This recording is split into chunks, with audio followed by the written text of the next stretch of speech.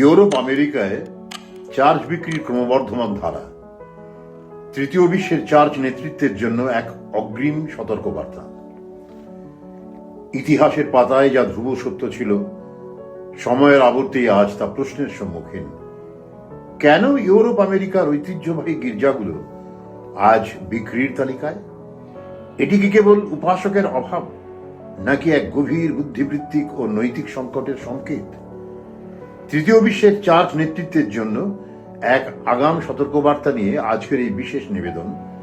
রচনা Herod Mallick, কণ্ঠে প্রদীপ বারুই। স্বাগতম আমাদের চ্যানেল সময় কথা বলেতে। আপনাদের সকলকেই ধন্যবাদ। চলুন গভীরে যাওয়া যাক।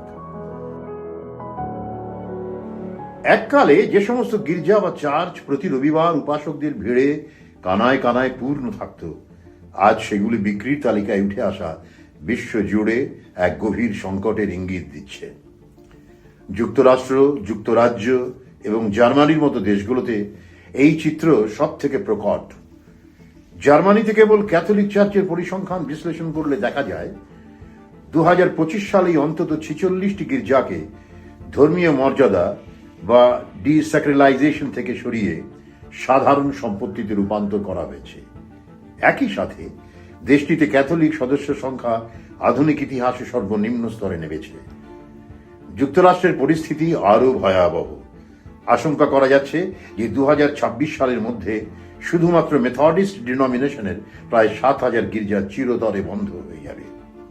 একইভাবে ইভেঞ্জেলিক্যাল চার্চগুলোর ক্ষেত্রে 2000 সালে যেখানে 3,500 গির্জে বন্ধ হয়েছিল, 2026 সালে সেই সংখ্যা 15,000 ছাড়িয়ে যাওয়ার পূর্বাভাস দেওয়া হচ্ছে।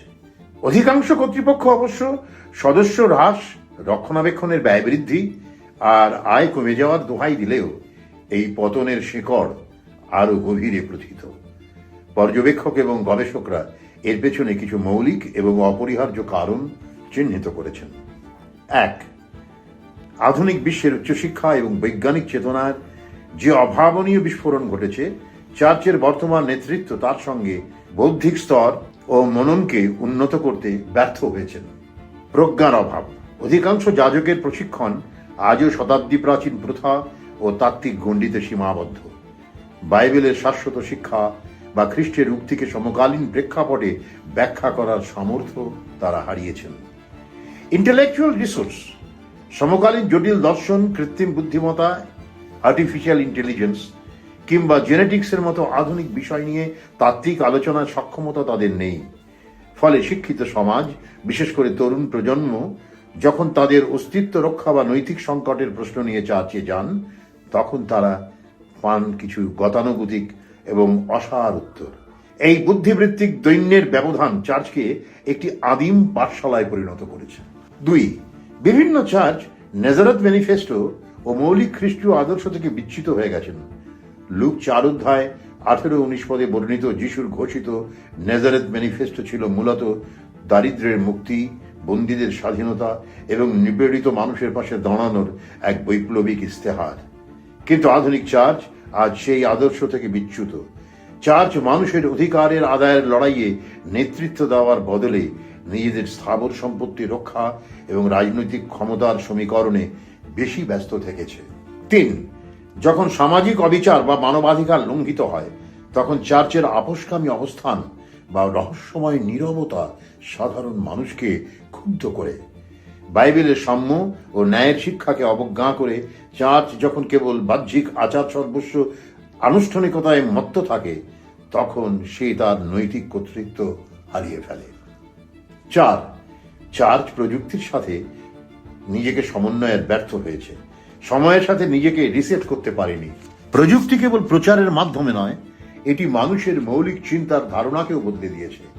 যুগের এই পরিবর্তনের সঙ্গে চার্চ নিজেকে রিসেট করতে পারছে না।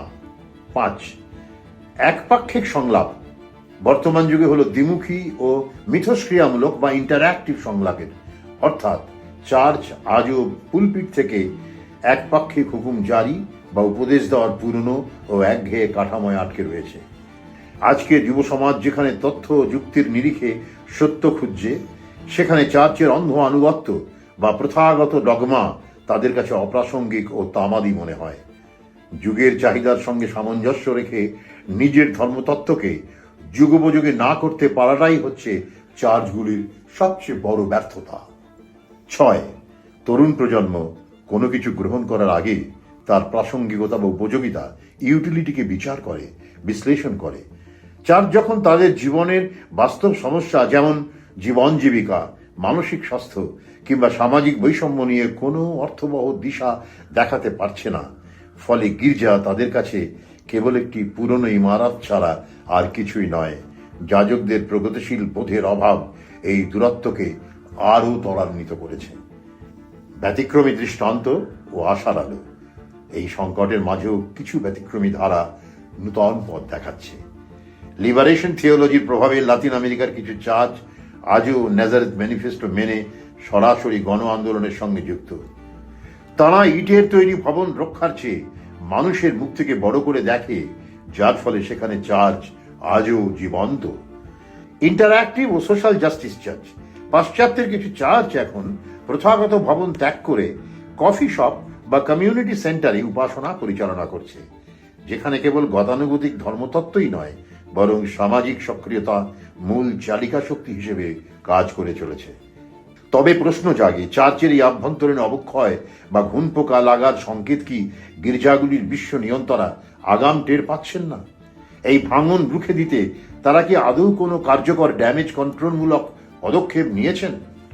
পর্যবেক্ষক মহলের মতে বর্তমানে আফ্রিকা, এশিয়া ও লাতিন আমেরিকার দেশগুলোতে চার্চের রমনবা বা ফ্লারিশ করার যে চিত্র দেখা যাচ্ছে, তার প্রধান কারণ হল পশ্চিম বিশ্বের মতো পূর্বোক্ত পরিস্থিতি বা সামাজিক বিবর্তন সেখানে এখনো পূর্ণ মাত্রায় পৌঁছয়নি।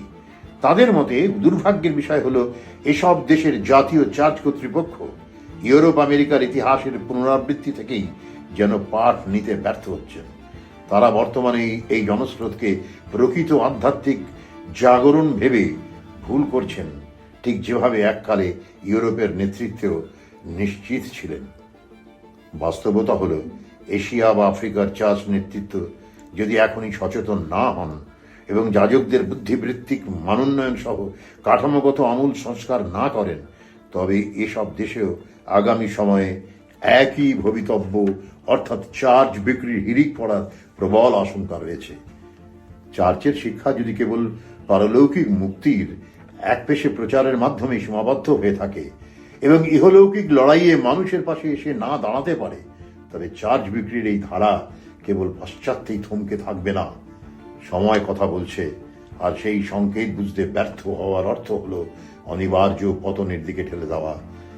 সেক্ষেত্রে বর্তমানের নেতৃত্ববর্গ নিজেদের ঐতিহাসিক দায় পালন করবেন কিনা সেটা তাদের সিদ্ধান্ত। ব্যর্থ হলে আগামী প্রজন্মের কাছে তাদের এই ব্যর্থতা এক নেতিবাচক দৃষ্টান্ত হিসেবেই পুনরুত্থিত হবে। পরিবর্তন অনিবার্য, কিন্তু সেই পরিবর্তনকে অনুধাবন করতে না পারাটাই সবচেয়ে বড় ব্যর্থতা। এশিয়া বা আফ্রিকার চার্চ নেতৃত্ব কি পারবে পশ্চিম বিশ্বের এই ইতিহাস থেকে শিক্ষা নিতে, নাকি সময়ের এই সংকেত অবহেলা করে আমরাও এগুচ্ছি এক অনিবার্য পতনের পরিণতির দিকে? আপনার মূল্যবান মতামত আমাদের কমেন্ট বক্সে জানান।